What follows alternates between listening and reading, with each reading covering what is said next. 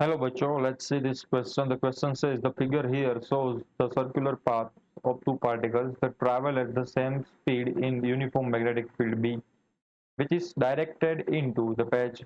One particle is proton, the other is an electron, which is less massive. Does the particle travels clockwise or counterclockwise? तो हमें दो particle given है, proton and neutron, and दोनों को किसी uniform magnetic field B में, जैसे कि फिगर में गिवन है, उसमें रखा गया है। कुछ भी इनिशियल वेलोसिटी के साथ, सेम स्पीड के साथ उसको रखा गया। तो क्या होगा कि वो गोल गोल घूमना स्टार्ट कर देंगे। तो हमें बताना है कि जो प्रोटॉन एंड इलेक्ट्रॉन है वो क्या सेम डायरेक्शन में घूमेंगे या अलग अलग डायरेक्शन में घूमेंगे, यानी कि क्लॉकवाइज घूमेंगे या काउंटर क्लॉकवाइज घूमेंगे, राइट। तो हमें जो की कंसेप्ट यूज करने वाले हैं, की कंसेप्ट वो होगा मैग्नेटिक फोर्स का। मैग्नेटिक फोर्स का जो कि होता है F is equal to q v cross B, and then उसको हम कंपेयर करेंगे ओमेगा से, जो कि होती है एंगुलर वेलोसिटी। तो जो हमारा मेन कंसेप्ट है वो तो यही है मैग्नेटिक फोर्स का, वो उसका इक्वेशन आपको आना चाहिए।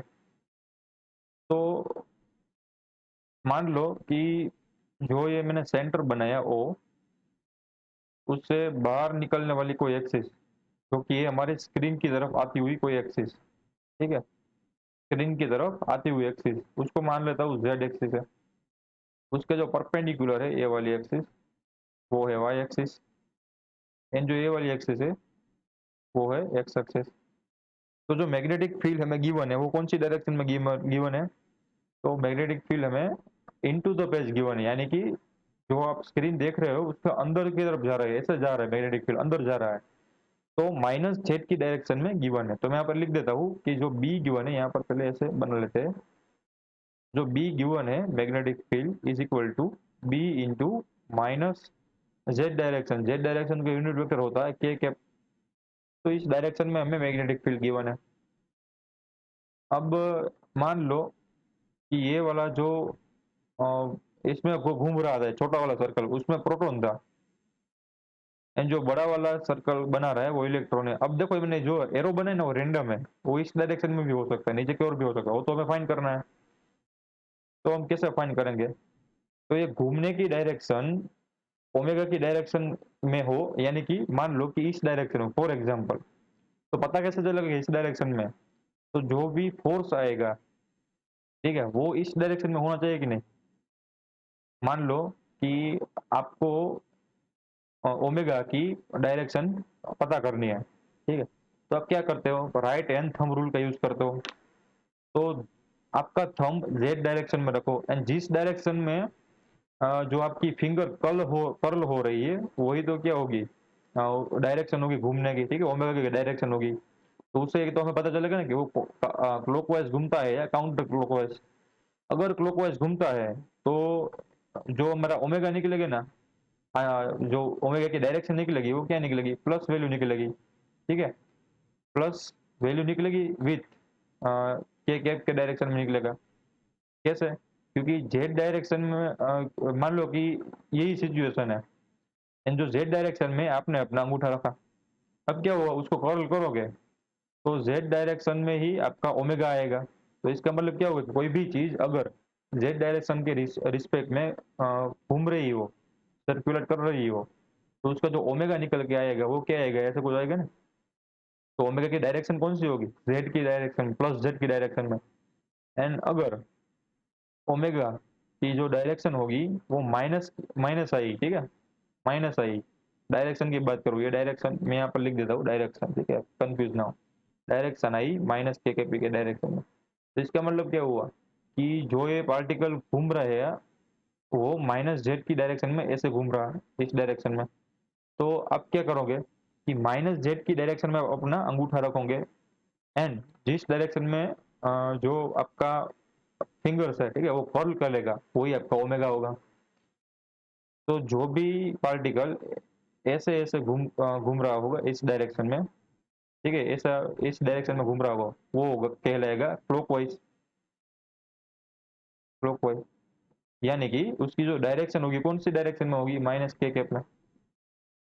एंड जो भी पार्टिकल ऐसे घूम रहा होगा इस डायरेक्शन में ऐसे, ठीक है, तो वो होगा काउंटर क्लॉकवाइज, काउंटर क्लॉकवाइज। तो उसकी जो ओमेगा आएगी वो क्या आएगा, प्लस आएगा, तो इसका मतलब ये प्लस के कैप में होगा। तो अब हम क्या फाइंड करते हैं, कि अब हम फाइंड करते हैं इसकी वैल्यू, मैग्नेटिक फोर्स की वैल्यू। तो एफ इज इक्वल टू क्या मिलता है, एफ इज इक्वल टू मिलता है, मैं गिवन है क्या है, एक equation q v cross B, q times v cross B. तो और प्रोटॉन, प्रोटॉन के ऊपर कितना फोर्स लग रहा है, मैं यहाँ पर पी लिखता हूँ। तो प्रोटॉन का चार्ज क्या होता है, प्लस ई होता है ना, यानी कि प्लस वैल्यू होता है, तो इसका यहाँ पर क्यू का प्लस ही रहेगा। उसकी वेलोसिटी तो कांस्टेंट ही है, ठीक है, वेलोसिटी तो किसी भी डायरेक्शन में कांस्टेंट ही रहेगी। मान लो इस पॉइंट पे थी प्रोटॉन, यहाँ पर आया, तो यहाँ पर जो वेलोसिटी होगी प्रोटॉन की वही तो कांस्टेंट ही रहेगी, पर किस डायरेक्शन में होगी, तो मान लो यहाँ पर आएगा, तो प्रोटॉन की जो डायरेक्शन होगी वो इस डायरेक्शन में, वेलोसिटी होगी वो इस डायरेक्शन में होगी, ठीक है। एंड जो मैग्नेटिक फील्ड है, ठीक है, मैग्नेटिक फील्ड उसकी डायरेक्शन क्या है, उसकी डायरेक्शन है अंदर की तरफ, ये वाली तो है माइनस के। अब देखो, अ, आपको क्वेश्चन ये होगा कि मैंने ये क्यों मान लिया कि जो प्रोटॉन की वेलोसिटी है वो इसी डायरेक्शन में, क्योंकि हमने ऐसा अज्यूम किया है यहाँ पर ही। मैं देखो दूसरी फिगर में यहाँ पर दिखा दो दूसरे पेज में, कि जब मैग्नेटिक फील्ड नहीं था, मान लो मान लेते, ठीक है, मैग्नेटिक फील्ड नहीं था, तो प्रोटॉन एंड इलेक्ट्रॉन को इस डायरेक्शन में हमने इनिशियल वेलोसिटी, जो कि बहुत पार्टिकल की सेम थी, उसको थ्रो किया, एंड अचानक से हमने मैग्नेटिक फील्ड को ऑन कर दिया। तो इसकी वजह से मैंने ये अज्यूम किया कि जो प्रोटॉन की वेलोसिटी है एंड जो इलेक्ट्रॉन की वेलोसिटी है वो इस डायरेक्शन में माइनस के माइनस आई कैप के डायरेक्शन में, ठीक है, ऐसा हमने अज्यूम किया। आप कौन सा भी अज्यूम कर सकते हो, बट सेम रखना। प्रोटॉन की वेलोसिटी मान लो इस डायरेक्शन में आपने ली है, तो इलेक्ट्रॉन की वेलोसिटी भी आपको इस डायरेक्शन में लेनी पड़ेगी, इनिशियल वेलोसिटी, राइट। तो आप अज्यूम कोई भी डायरेक्शन में कर सकते हो, बट सेम अज्यूम करनी पड़ेगी। इलेक्ट्रॉन को भी ऐसे ही अज्यूम करनी पड़ेगी इस डायरेक्शन में, राइट। तो आप ये बात ध्यान रखना। तो इसकी इनिशियल वेलोसिटी ही वो इस डायरेक्शन में थी, तो माइनस आई के भी डायरेक्शन होती है ना इनिशियल, क्रॉस बी, बी की वेलो क्या है, माइनस के, ठीक है, बी इंटू माइनस के, अज्यूम यहाँ पर लिखता हुआ अज्यूमिंग,